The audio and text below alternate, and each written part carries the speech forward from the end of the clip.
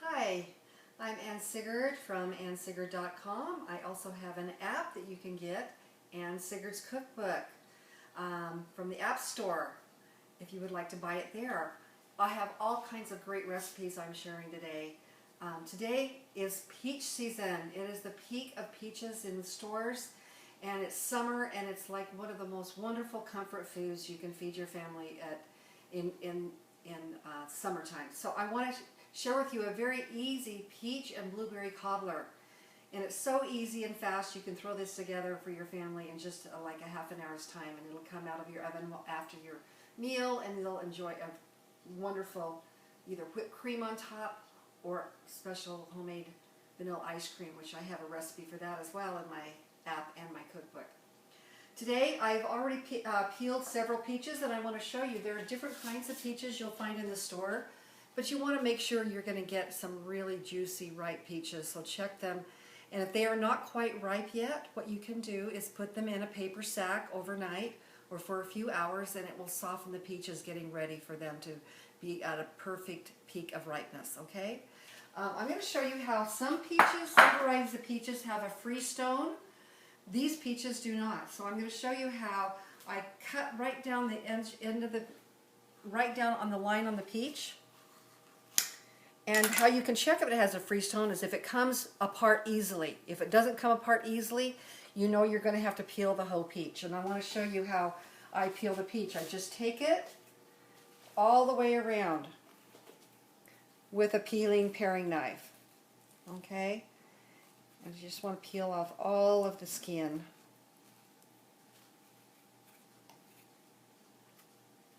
This recipe calls for 4 to 5 cups of fresh pizzas, and this is about the size of bowl you want to put it in.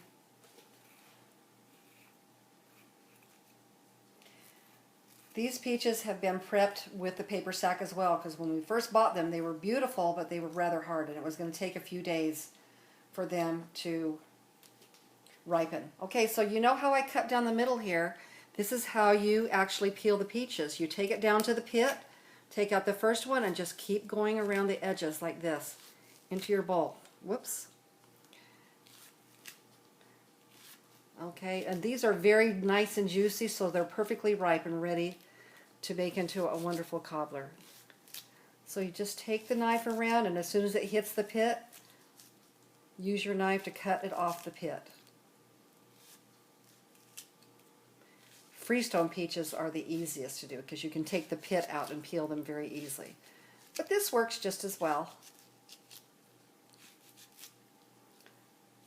Okay, so I think we have plenty of peaches for our cobbler. It'll give it lots of flavor. Now I'm going to add a cup of blueberries and just kind of nestle them in down with the peaches so that they're perfectly. Peaches and blueberry are a great combination, flavor combination. You're going to love this recipe. Okay, the next thing I'm going to do is, depending on how ripe your peaches are, if they're not quite as ripe as you would like, you can put up to a half a cup of sugar, a 1/4 cup to 1/2 a cup of brown sugar that we're going to place on top of the peaches right now. So I'm just going to take my fingers, break this up, and just kind of spread it over the peaches. Actually, I'm going to use my fingers a lot, so make sure, of course, we always wash our hands ahead of time. Then I'm going to sprinkle just a little bit of cinnamon, which of course gives it that really yummy flavor. Not too much. It's not something you need to measure out. Just sprinkle that on top. And I'm going to wash my hands a little bit right here because they're pretty sticky.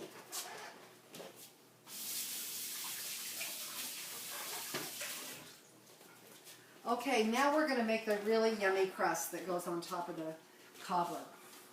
I know many cobbler recipes call for biscuits, which are not as sweet, but this crust is going to be so delicious. What we're going to do first is we've got 1.5 cups of flour in a bowl. So we're going to mix all of our dry ingredients together first before we do anything. So 1.5 cups of flour. I'm going to add to that 1 cup of sugar. I'm going to add to that 1/2 teaspoon of salt and 1.5 teaspoons of baking powder.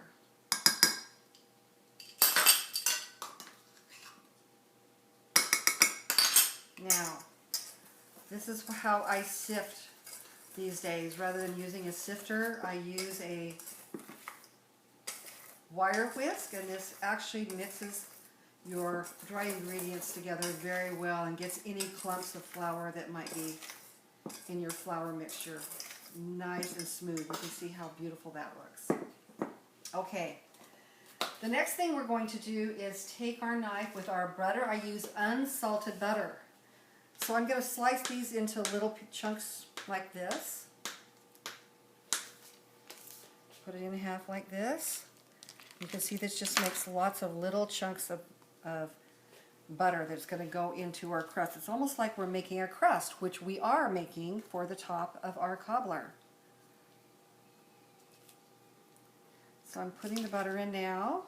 Now, if you don't have a pastry blender, which looks like this, you can use your fingers and just mix it all in together until the butter has melded into your flour mixture very evenly, about pea sizes. But I'm going to use the pastry blender first to show you how easy that is to use. I love to make pies as well, and so this pastry blender is something I use all the time in cooking because I love to make homemade pies. And speaking of pies, many people love peach pie. But the one reason I love peach cobbler better is because the crust is so delicious, and you don't have to worry about the peaches making the crust of your pie soggy. So I just think, rather than peach pie, I love to make peach cobbler. So I'm going to show you how you do that. And now I'm going to show you how you can just use your fingers now and just take the pieces of butter between your fingers and the flour sugar mixture until it's kind of mixed together very well.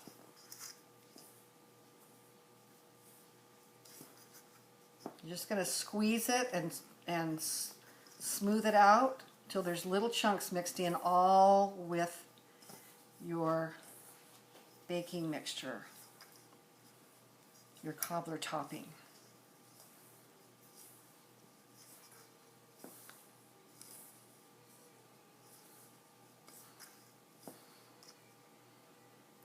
This is actually pretty fun. If you have kids in the house, this would probably be their favorite thing. This is like going to the beach and playing in the sand. They would love to do this with you. My grandkids love to cook with me in the kitchen. They are pretty good at cooking now. They know exactly how to do a recipe and how to make pancakes. Let me tell you, this would be a fun thing for a 5 or 6 year old to be doing in the kitchen, being able to stick their hands in all of this, make sure of course they're clean. But it's a lot of fun to make, and actually it feels good to me too. I really like the feeling of the butter mixing in with all the flour and sugar and salt. Okay, so then you kind of pull it up and around.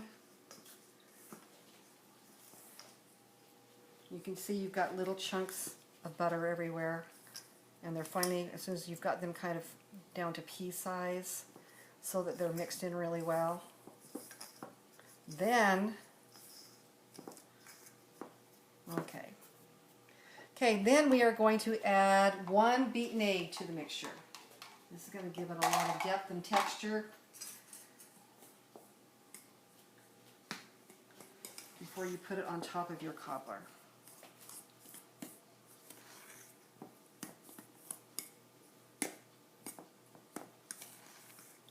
I like to mix it with a fork.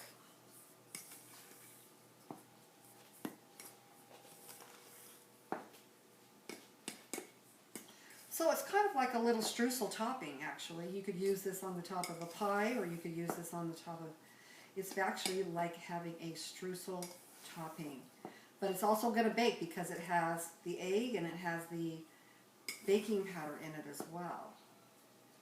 So you're baking a little cake on top of your peaches. That's what it's going to taste like too. It's like a little vanilla cake. Okay. Now, that looks about right. The butter is all mixed in. The egg is all mixed in.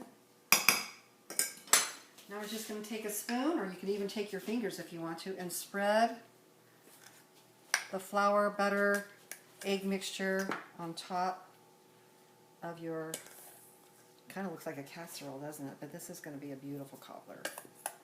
Just dump it all on there.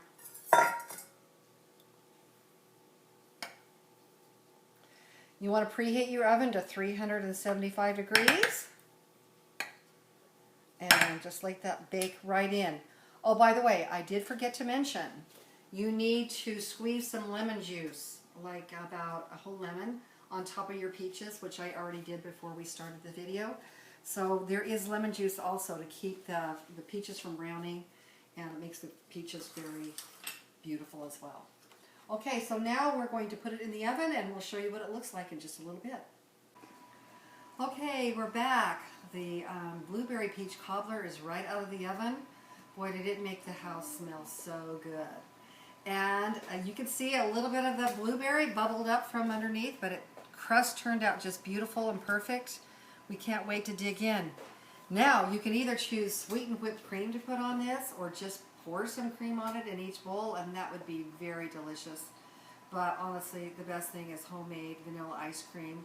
And you can find that recipe too on my app at Ann Sigurd's Cookbook. If you go to the App Store and buy the app, that has many of my recipes for desserts and breads, salads, main dishes. It has over 375 recipes. I think right now we're offering it for only $9.95, which is a steal. You have many of my friends who have bought my book and my app claim this is the only book they use for baking for their family, people who really like to cook for their family and bake for their family. So I hope you'll check it out at the App Store. And you can also go to my website, annsigurd.com, and you can read many of the little stories I tell about our family get-togethers and blog about how I make different things, and also find out how to make breads. And also today's blueberry peach cobbler. So thanks for checking in with us, and we'll see you at another time. Thank you. Bye.